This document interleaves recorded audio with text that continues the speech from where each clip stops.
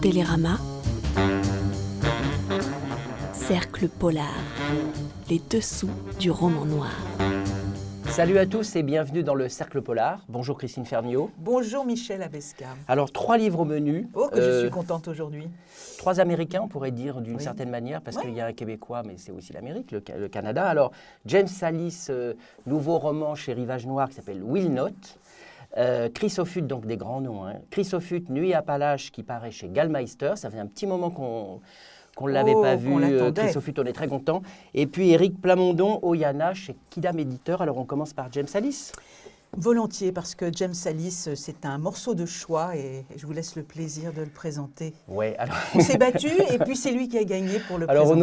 on n'ose pas le présenter parce que certainement que vous le connaissez si vous vous intéressez au polar. James Sallis, il est poète, il est musicien de jazz.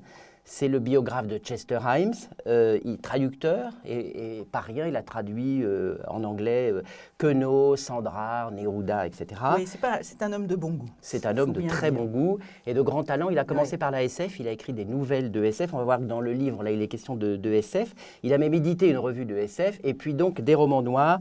Alors, il y a eu d'abord la série du privé, vous vous en souvenez Ah, sûrement, très bien. Lou oui, Griffin. J'aimais beaucoup Lou Griffin, qui Ouais. a été un peu porté sur l'alcool, mais Ouais. fort sympathique. Inspiré de Chester Himes, il faut bien dire. La série John Turner, vous vous en souvenez aussi? Oui, c'est vrai que je l'aimais un peu moins, mais Un peu moins, moi, c'était c'est bien pareil. aussi. Ouais, c'est pareil. Mais c'est bien aussi. Et puis, bien sûr, Drive. Alors, Drive, ça a eu beaucoup de succès parce que ça a été, comme vous le savez, adapté au cinéma par Nicolas Winding Refn avec Ryan Gosling. Avec ce Immense début succès. comme ça extraordinaire Ouais. de Drive. Ouais, ouais. Mais le livre était très bien, Puis, vous aimiez bien Ryan Gosling aussi. j'avoue. Ouais. J'avoue. Ouais. Et puis, Le Tueur Summer qui a eu le Grand Prix de littérature policière. Voilà, on a fait le tour. Et là, donc, maintenant, c'est Will Not. Alors, Will Not, bah, le nom, le titre, c'est une petite ville de fiction aux États-Unis, un endroit un peu perdu. Will Not, ça exprime le refus. Et donc, on va voir que ça a un sens par rapport au livre.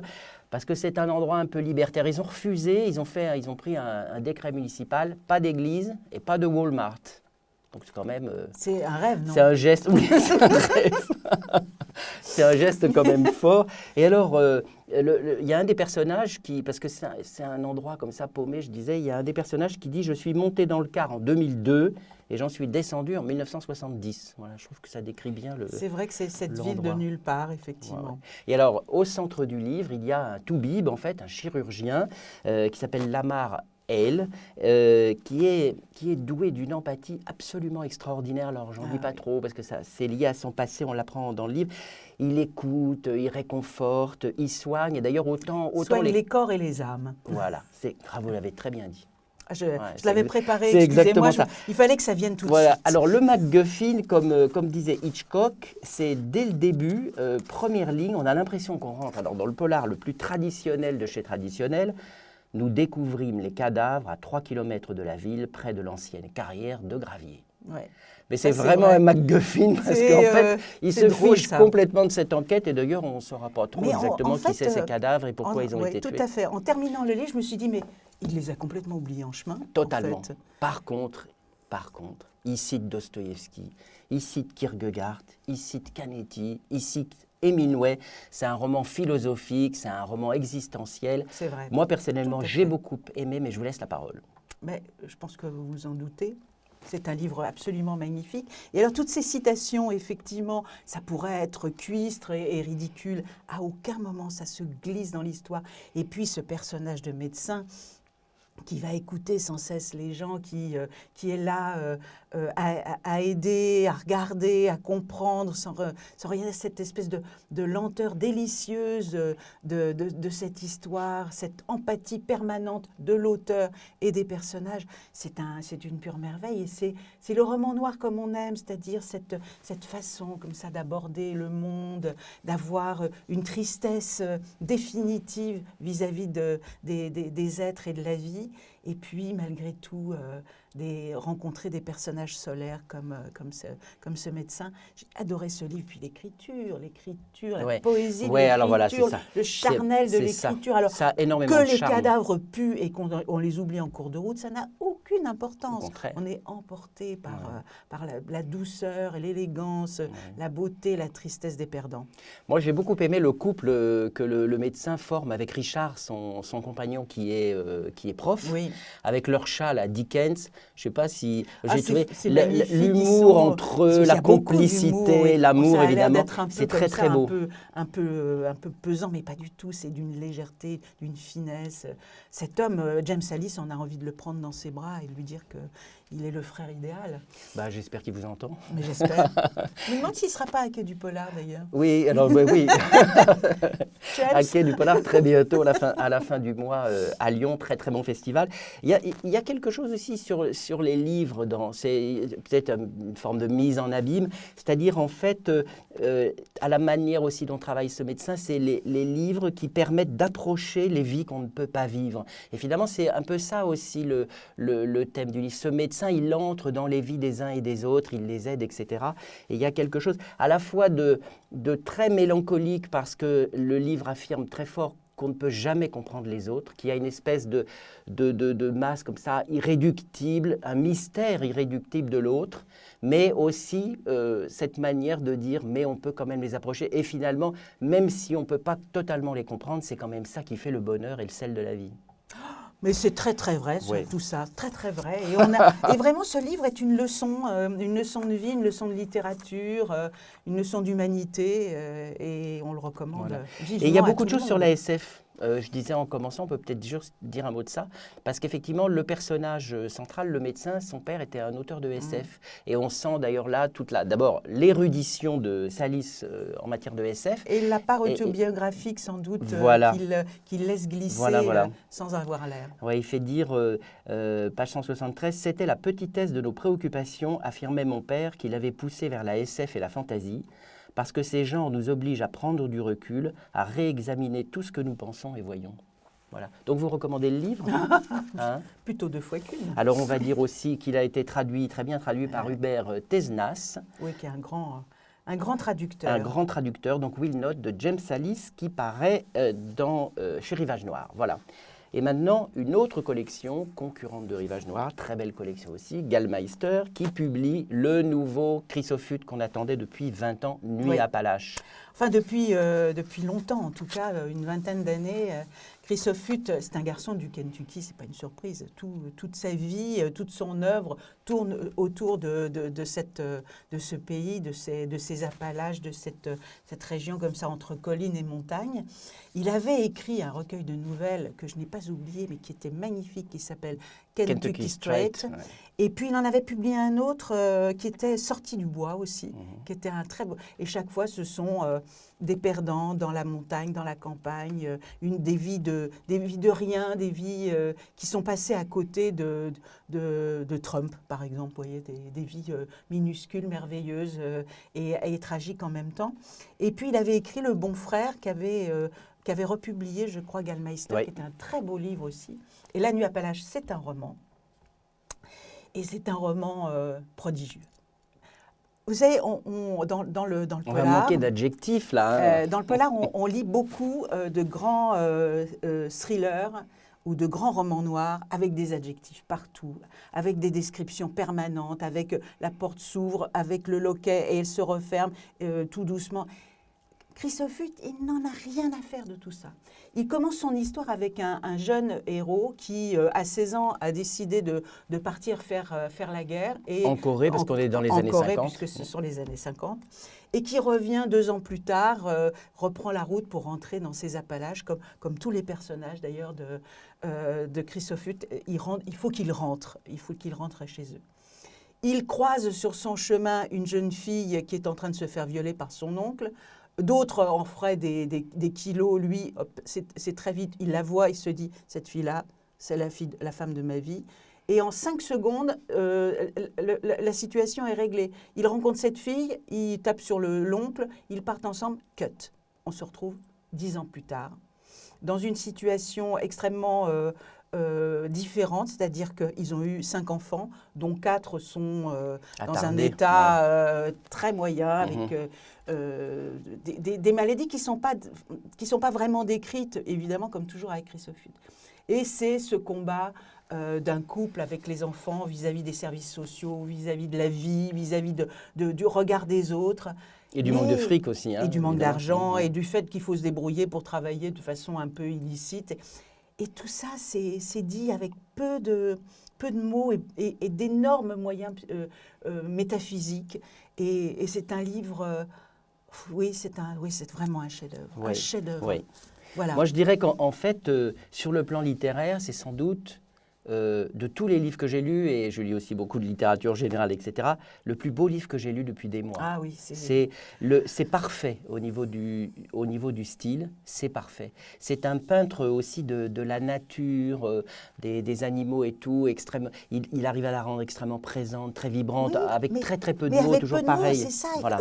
C'est une leçon de littérature Ouais. de voir que quelqu'un comme lui peut décrire admirablement des vies, la nature, l'existence, en ne rajoutant rien. Et on a tellement de désespoir à lire ces livres qui sont bouffis que ça fait un bien fou. Oui, alors c'est une très très belle histoire d'amour en fait, parce que ce couple, malgré les difficultés, tient. Et Oui, c'est très. vrai. Et moi, il y a les scènes, par exemple, il a un fils qui est hydrocéphale, qui ne peut pas se lever, qui a la tête trop lourde, qui ne peut même pas se tenir assis. Et il y a plein de scènes où il lui parle et tout, c'est magnifique. beau. C'est magnifique. Quand il le retourne très légèrement comme ça. C'est un livre admirable. Il joue sur les contrastes entre noirceur et lumière, tendresse et âpreté, douceur et férocité. Non, il faut vraiment lire ce livre. Hein. Je crois qu'on est d'accord tous les deux. Oui, c'est un grand livre. Voilà. Grandement traduit, alors, c'est en un plus. cadeau qu'on vous fait. Ouais. Ça s'appelle Nuit à Palache de Chrysophute qui paraît chez Gallmeister. Et c'est très très bien traduit là aussi par Anatole Ponce. Et ça ne devait pas être une mince affaire. Non, très beau français. Et alors on termine avec Éric Plamondon, Oyana, qui paraît chez Kidam Éditeur. Alors lui, c'est un Québécois, Éric Plamondon. Il vit depuis une vingtaine d'années dans la région bordelaise. Donc voilà, il est entre le Québec et la France. Il a trouvé son Kentucky. Il a trouvé son Kentucky, oui, du côté des Landes, j'imagine, quelque chose comme ça. Il a publié 5 romans. Alors, il y a eu une trilogie intitulée 1984. Il y a eu en 2018 Takawan, qui a eu énormément de succès. Dont on avait parlé ici, Dont nous avons avec parlé beaucoup d'émotions Voilà. et on était très surpris par Voilà. l'écriture. Parce que sans vouloir se vanter, on rate jamais les bons livres, en fait. Hein. C'est une évidence. On est là pour vous. Alors, Takawan, ça parlait de la colonisation du Québec. En fait, l'histoire très longue, très ancienne du Québec, le Québec aujourd'hui, la question de l'indépendance, c'était un très beau roman. C'était très bien. Voilà, très Oyana. personnel en plus, sur Ouais. un sujet historique. Il avait un biais très personnel, c'est vrai. Très incarné, voilà. Et là, on va retrouver dans Oyana la question de l'identité des peuples, la question de la langue, très très importante, la question de l'indépendance aussi. Après le Québec, c'est le Pays basque, pardon. C'est très incarné également par cette fille qui s'appelle Oyana, c'est un très joli prénom. C'est une femme d'une 40aine d'années, elle vit à Montréal depuis 20 ans. Et elle est rattrapée par son passé au Pays basque où elle est née. Donc on est en mai 2018. C'est le moment où en fait l'ETA se dissout. Donc c'est tout récent. Et pour ça, elle se dit qu'elle peut retourner en Europe, retourner chez elle, retourner au Pays basque. Donc elle écrit une lettre à son compagnon pour lui dire en fait qu'elle s'en va, qu'elle le quitte. Et elle retourne à Cibourg, donc dans le Pays basque nord, dans le Pays basque français. En fait, elle a menti complètement sur son histoire à son compagnon et elle a eu, alors je ne veux pas en dire trop parce que ce serait dommage, non, parce mais que elle a des liens avec vrai. l'ETA. Alors, c'est composé comme Takawan en fragments, c'est-à-dire qu'il y a la lettre dont je viens de parler à son compagnon, qu'elle écrit sur plusieurs jours, elle a du mal, elle la commence, elle la recommence, elle la recommence. Petit à petit, elle se rend compte qu'elle a envie d'écrire toute son histoire et finalement, elle décide d'écrire un roman. Mais il y a aussi plein de flashbacks sur ce qui s'est passé avant, sur ce qui s'est passé à l'époque de son père, le sien, etc. Et puis, il y a des passages, alors comme il y avait dans Takawan, carrément historiques, où on raconte par morceaux l'histoire du Pays Basque, Oui, l'histoire de l'Espagne à l'époque sans trop franquiste, forcer, c'est etc. bien aussi, sans être... enfin, d'ailleurs, on le voit, c'est pas un très gros livre et qui parle de beaucoup de Ouais. choses sans Mais alors, sans qu'est-ce que vous être, en avez pensé? Parce que vous cuistre. aviez beaucoup aimé Takawan. J'avais beaucoup aimé Takawan et je me méfiais un petit peu parce que je me disais, au fond, cette histoire-là, elle est presque près de chez nous. Elle peut être plus banale. Je trouve que Éric Plamondon est très, très fort pour la construction. Et ce qui fait que ce livre sur une histoire qu'on a l'impression de connaître, il arrive à la rendre beaucoup plus personnelle avec ce personnage, effectivement, d'Oiana, et surtout à construire comme ça et déconstruire sans cesse cette idée qui tourne toujours autour du mensonge, parce que c'est ça qui le passionne aussi. C'est une construction multiple, c'est de raconter l'histoire d'un pays, l'histoire d'un peuple, mais c'est aussi raconter les mensonges des hommes. Et Oiana, c'est une femme à qui on a menti. Dès son enfance, elle a appris que la vérité n'était pas là où elle pensait et elle-même reconstruit quasiment les mêmes mensonges vis-à-vis de son compagnon. Alors effectivement, il ne faut pas trop en dire puisque c'est tout de même un livre extrêmement tendu et je trouve ça très intéressant parce que expédier le TA en 20 pages, c'était impossible. Donc le biais, c'est un personnage incarné, une histoire personnelle, un retour au pays et puis cette idée du mensonge et ces écritures différentes. Donc j'ai trouvé ça intéressant. Cela dit, Takawan a été pour moi un choc énorme et qui était lié aussi, je pense, au fait que ce soit les Indiens du Québec et qu'on connaisse moins cette part de l'histoire, alors que Oiana, l'indépendance du le Pays TA, Basque, et tout ça, l'indépendance oui, du bien sûr. Pays Basque nous est plus familière. Bien sûr. Ce que j'ai beaucoup apprécié, moi, c'est qu'il sait rendre la complexité et l'ambiguïté des événements historiques. Et ça, Oui, c'est vraiment vrai. intéressant. Et c'est pas facile, hein. Non. Sur un sujet comme ça, oh là Exactement. là, Il pose très fort. bien, par exemple, la question de la violence et de la légitimité de la violence, et pas de manière simpliste ou voilà. La question de la langue aussi. J'ai bien aimé d'ailleurs. Il dit à un moment, une langue, c'est un patois qui a gagné la guerre. Oui, c'est très bien ça. C'est bien.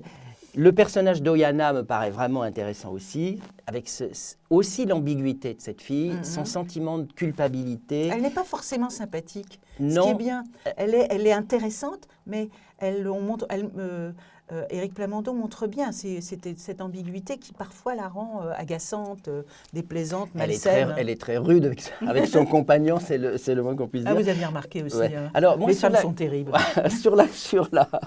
sur la construction, je suis d'accord avec vous. Je trouve intéressant qu'il ait repris la construction la complexité de la construction de Takawan, mais je trouve quand même moins réussie cette construction, aussi, moins subtile que celle de Takawan.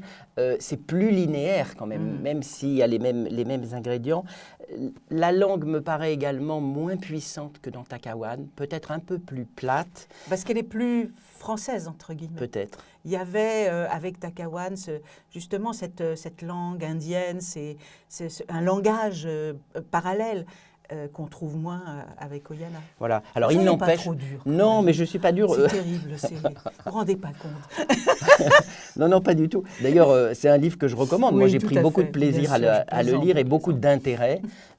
C'est vrai que peut-être, alors on est restés tous les deux visiblement marqués par Takawan. Donc, mais on se rend compte que c'est un écrivain. Ça, c'est voilà, sûr. Il a non seulement des sujets, mais il a aussi cette façon de transmettre l'histoire et de la raconter à sa manière, de la personnaliser sans la ridiculiser. Voilà, donc c'est un livre qu'on vous recommande également. Éric Plamondon, Oiana, très très belle couverture. Bravo à l'éditeur, Kidam Éditeur. Voilà, on a fini. Je pense que là... Hein? Vous devriez être heureux. Vous avez de quoi lire pendant 3 semaines et on sera au rendez-vous évidemment dans 3 semaines, n'est-ce pas, Christine? On en a des très voilà. beaux aussi. À bientôt, bye bye. Télérama. Cercle polar. Les dessous du roman noir.